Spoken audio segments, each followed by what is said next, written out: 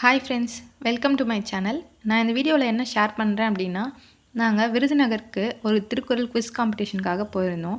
நாங்கள் போன உடனே எங்களுக்கு ஒரு ஐடி கார்டு, ஒரு ஃபைல்லாம் கொடுத்துருந்தாங்க. இந்த ஃபைலில் வந்து பார்த்திங்கன்னா, ஒரு குட்டியான திருக்குறள் புக்கு, ஒரு சின்ன டைரி ஒன்று இருந்துச்சு. இந்த காம்படிஷனில் நாங்கள் வின் பண்ணலை, இருந்தாலும் எங்களுக்கு நினைவு பரிசாக வந்து கடைசியாக போகும்போது ஒரு பேக் கொடுத்தாங்க. அதில் வந்து பார்த்திங்கன்னா, சும்மா கொடுக்கணுமேன்னு இல்லாமல் செம்ம ஒர்த்தாக கொடுத்துருந்தாங்க.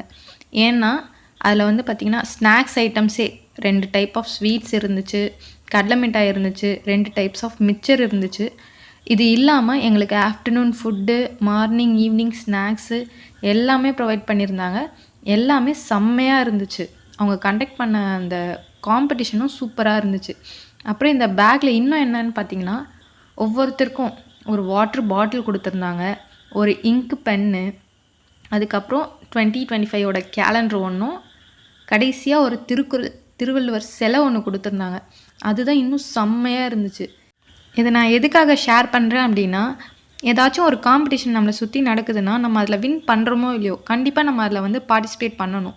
அப்போ தான் நம்ம அதுலேருந்து என்ன கற்றுக்குறோம், என்ன எக்ஸ்பீரியன்ஸ் ஆகுறோன்றது நம்மளுக்கு தெரியும். Thank you friends.